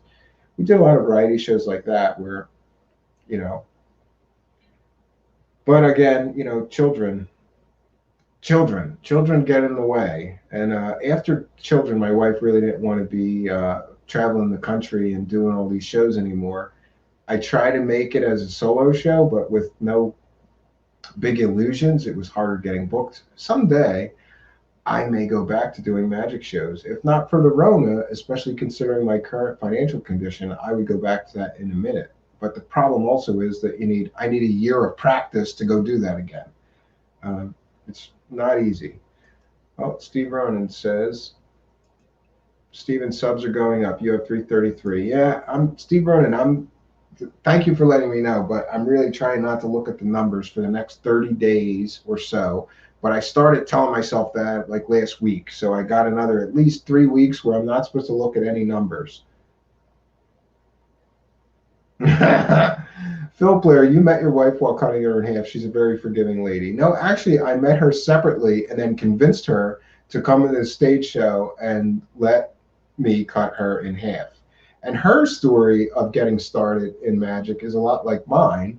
She had no interest in helping me do the magic shows. And then when I told her what we could make, if I could cut her in half and we could do these big illusions, she was like, all right, let's try it. And which is a similar story to the way that I started. I hate stage magic. I hate knowing there's a trick, but not being able to figure it out. You know, I didn't think about it, but people are asking me a lot about magic and the stuff that I used to do. And I have an entire garage and basement full of all these props and stuff. And I could easily try to set some little magic stuff up and put a little bit of magic in the show. So I may do that. And it's funny how I got started in magic is I was a lifetime hobbyist, always interested in it, but never considered, gee, I'll become a professional at it. And I had this boss at a corporate job of mine, and he was a big fan of Las Vegas magicians and stuff like that. So he used to ask me when he heard that I did magic, he would call me in his office, and it was weird because I would go out of my cubicle farm job to the, big shot. He was like the head of the accounting department, and his big office. And so I would show him some magic tricks every once in a while. He would call me in his office, I think when he was bored. and I was just a hobbyist, but I was very good from the hobbyist side of it, I think it was pretty good. And one day I was in his office and he said, listen, my son's birthday is next week. And we really, he loves magic too. Why don't you come and do a show for his birthday? And I said, no, I don't do magic for money. I'm not good enough yet. I need a lot more practice. I just rather be a hobbyist. I don't want to be the guy taking money. I'm not good enough to do that. And he goes, oh, you've been showing me magic for a long time. You're definitely good enough to do real shows. We paid a guy last year and he was horrible compared to you. And that made me feel good. I was like, well, maybe I could do this. But I still was nervous and hesitant. And I said, no, I'm sorry. I appreciate you wanting me to do that, but I just don't think that I want to get involved in that. I'm not comfortable yet. I don't have the confidence. I'm not good enough at it. And then he goes, and remember, this guy had a ton of money. He goes, that's too bad, because me and my wife were going to give you $200 to do this, to come and do some magic for my kid and his friends.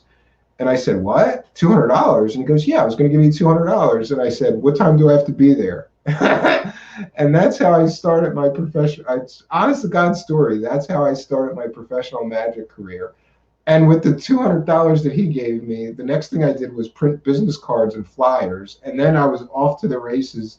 And I did kid shows before I got any bigger shows, literally for probably like 3 or 4 or 5 years. I did kid shows. And kid shows are rough because kids are mean, right? There's a stage magic book by John Keel, Mario Heat. I can't remember the title. Yeah, I don't know. I love that meeting story. Yeah. And let's see. Philip Blair says, coffee enemas are interesting story. Stephen, do you do hypnosis magic stuff? What is it called? Mind something. Yes, I Super V Fun Cat. I did a show for a long time called Mind Games and Mysteries, and in that show, I would do demonstrations of psychic phenomenon like moving small objects, and I would bend metal spoons. I could stop people's mechanical watches if they gave them to me and then start them again. I did some light hypnosis stuff and mind control experiments. And then after the show, I would do these fortune card readings. And I did that for quite some time. I did mind reading demonstrations. We could try some of that on the show. I still have all of the, well, really for mentalism, it's more powerful techniques than it is props and things like that. Oh, let's see. How old were you when you started doing magic? I don't know. When I was a kid, I was very interested in it, but I couldn't quite figure it out. Maybe when I turned a teenager, I got some more books and I got better at doing it. And I was always messing with stuff like dry ice and weird chemicals to try to do magic stuff or fool people, you know. Stephen wanted to know if you do magic like occult spells. No, not at all. Although in my younger years, I read every book that I could find: Practical Magic, Necronomicon, Mastering Witchcraft, candle magic books, and tried all that stuff and had very little success at it. So I guess that affected my excitement about continuing down that road. And really, I spent most of my time trying to learn magic tricks and card tricks and how to vanish stuff, and it becomes an obsession. It really does, because especially when you get a good teacher, someday, maybe on the show, actually, that would be good. That would be a good idea for a show. I could do an entire show on the gentleman who really taught me magic and got me to be good. After I started doing kid shows, you know, you get to meet other magicians eventually, and they all know each other. It's weird. Talk about a close-knit group. And I met this magician, and his name was Jimmy Ray, and he was amazing when he was in his heyday. He traveled the entire world. He did these huge illusions. He did dove magic, which I also did and became really famous for after he taught me dove magic. He's the guy who taught me how to do magic with doves. He was amazing. By the time that I met him, however, he was retired and in a wheelchair and blind from diabetes, which is a sad thing. And after a while, when I met him, he would say, you know, all I do is sit around in the dark all day. Or you could come over to my apartment and I could teach you something, because I'm not going to be here forever. And I was amazed that he was willing to do that for me, because he was pretty well known, especially amongst magicians. And I hung out with that guy every chance I got. And I got so much better at magic because he was teaching me. And when you have some guy that did it for 50 years teach you how to do it better, do it well for an audience, damn right you're going to get good. And sadly, he's passed away now. I miss him every single day. Okay, let's see. Orson Welles was an interesting clip on mentalism. He was a prestidigitator too. Yes, he has an interesting clip on mentalism and cold reading as well. Can you make dildos appear and disappear? You know, just for David Wilcock, I think I'm going to do that. I think we should. I think we owe it to Mr. Wilcock that I show him my superpowers, since he's got his, right? Yes, but I'm not interested in magic done on TV. Anything could be done in edit. Like, well, Stephen Ronan, there was an unwritten rule where if you perform magic on television, it's got to be something that you really could do for a live audience, or that you have done for a live audience. But some people came along that decided that they could do things like vanish an elephant by turning off the camera, moving the elephant, and then turning the camera back on. And to my understanding of magic and ethics and things like that, I think it ruined a lot of magic, because then people would go, it's camera tricks. And before this, and it's really one or two guys started doing that, younger guys, well, probably a little older than me, but they ruined a lot of magic by doing stuff like that. Yes, needs all caps for questions, please. Do you think magic is more psychology than anything else? Yes. greatest magicians that I know have studied psychology to figure out how their minds work. Therefore, we're better able to fool them, you know? If anything can be done in the edit, there wouldn't be so many crappy special effects. Steve Ronan. Yeah. And I've been guilty of that. Like, I remember too, when I first started meeting older magicians when I was younger, doing magic shows, I got so much flack because I was like, I spread it thick, man. If there was something that could make like puffs of smoke or puffs of fire or big light flashes, I had it and I was using it. But those things should be used sparingly, and I used them way too much, man. I had like all kinds of smoke devices and things that would make like mist in my hands, and you know, I was for some shows, especially when I was younger, I had this whole suit that I came up with all these special effects, and I was walking around like Inspector Gadget. It was not easy to control all this stuff. And then a couple of times the shit, like something failed in the electronics, and then smoke, and it was comical, some of the stuff that happened to me. Bunya is here. Shout out to Bunya. Happened in the blink of an eye. Everyone was watching. No one saw a thing. Yeah. Don Crazeface. Darren Brown is awesome. Yeah, I never met Darren Brown, but I think he's one of the best when it comes to pure mental magic. He's one of the best. And he's also just one of the most educated people about even stuff that he doesn't do. Like, he's one of the best card magicians on planet Earth, and he generally doesn't do card tricks, which I think says a lot about him. He's willing to study everything about card magic because he thinks it makes him better at some of the other stuff that he does. David Wilcock has this trick where he makes pictures of Benjamin Franklin disappear. Yes, and friends, here we're going to do this. It is now July 31st. It's July 31st, friends, and so far, in the David Wilcock $10,000 Box of Dildos Challenge, it's July 31st. David Wilcock has had 31 days to find this huge box of dildos I buried for him, and so far he hasn't. I think we're up to 22 people now all over the world that have buried a single dildo for Mr. Wilcock to find. And so far, he has not found a single one of the dildos that my viewers have buried for him. And friends, there's dildos in Japan and United States and Canada. There's one in South America. There's a couple in Europe. I'd have to get the list to give you the full detail. He's got so many chances to find these dildos. It's July 31st. 31 days of failure, David Wilcock. You have yet to find a single dildo, let alone my huge treasure box of dildos for you that includes a strap-on for your wife, anal beads, and 2 tubes of the highest quality anal lube that money can buy. So you haven't found it. You haven't won the $10,000. You haven't won any money for your favorite charity by finding my viewers' dildos that they're burying.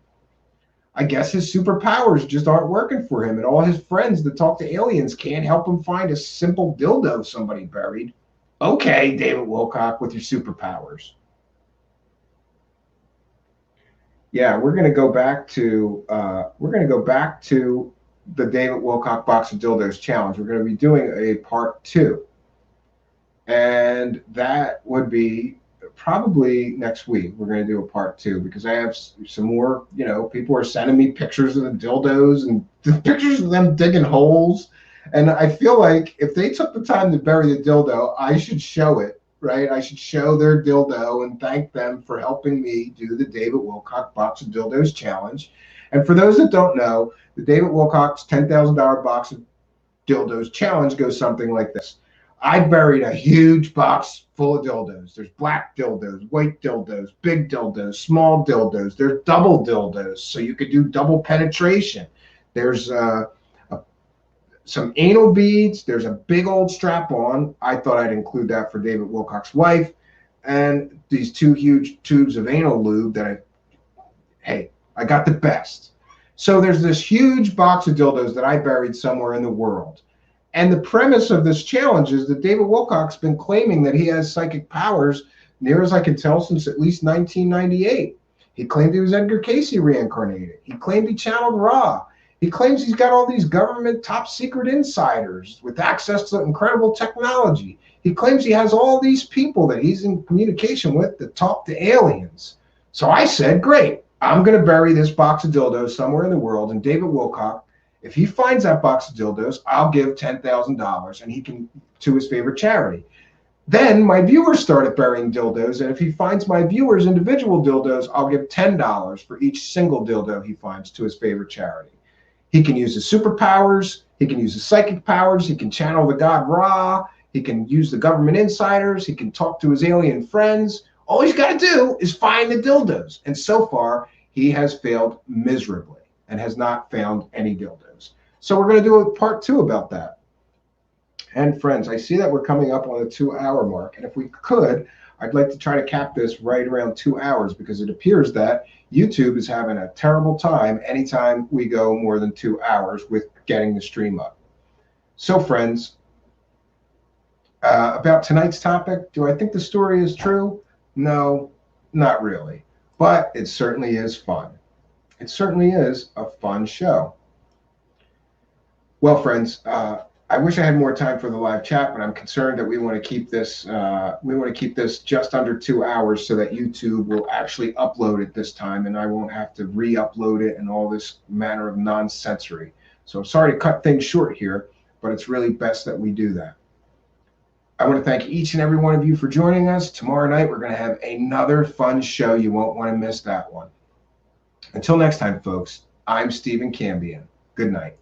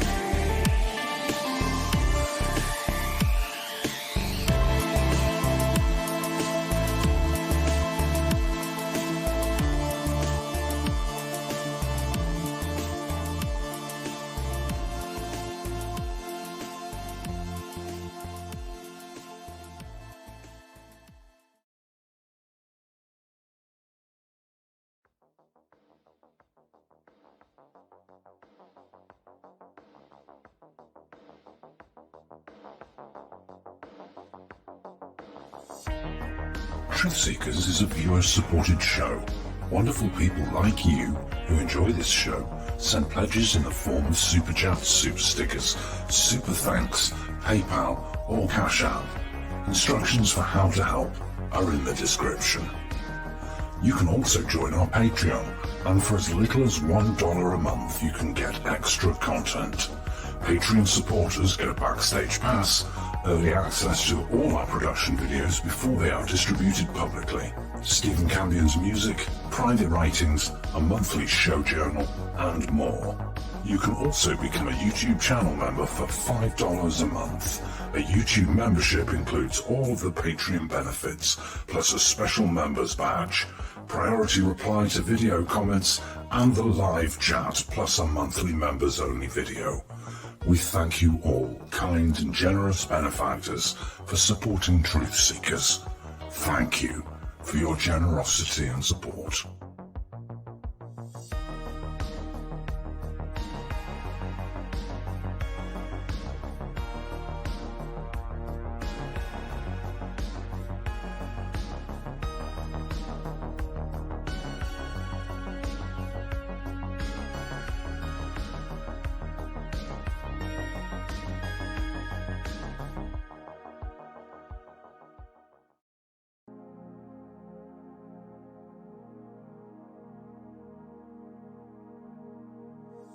Truthseekers is a viewer-supported show. Now there's a great way to support these broadcasts and show your support. Please be sure and check out our merchandise store. Links to our 2 merchandise online stores are in the links to this video or podcast. The Amazon storefront ships super quickly in the United States, Great Britain, and in many more places. Amazon may not ship to your country or location. If that's the case, hit our second merchandise link in the description and visit our Redbubble storefront. Merchandise from our Redbubble storefront ships worldwide, but may take longer than Amazon. We've got a great deal of super high quality merchandise for you to choose from, including t-shirts, phone cases, sweatshirts, and even pillows. The feedback from our products have been overwhelmingly great. Quality products and fast shipping. People all over the world are buying some merchandise and showing their support of the show. Praise the cash!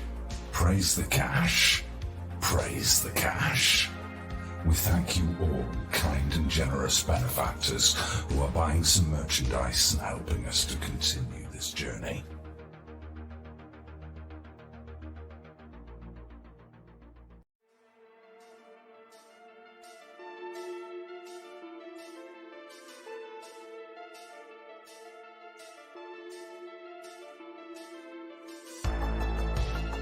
Thanks for being here. This is Truthseekers with your host, Stephen Cambion. Please rate, like and comment on our videos or podcasts. If you are listening to an audio podcast, please rate us 5 stars to help us rise in the search rankings. If you are watching on YouTube, please like, comment and subscribe to our channel. If you're listening to an audio podcast, we love and appreciate you listeners, but you are missing the live tapings. All our shows are recorded live with video feed. We'd love you to come be a part of our live broadcasts and tapings for the podcast. Head on over to YouTube, click the search tool, the little magnifying glass, put Truthseekers, one word in the search bar, and hit enter. You'll see a strange and mysterious guy with sunglasses. That means you found the channel. Go there, smash the subscribe button and hit the notification bell to receive up-to-date info on our YouTube channel. We welcome you to be a part of our live taping and our chat group during the live broadcasts. Seek the truth. Speak the truth. This is Truthseekers. Truthseekers. Truthseekers.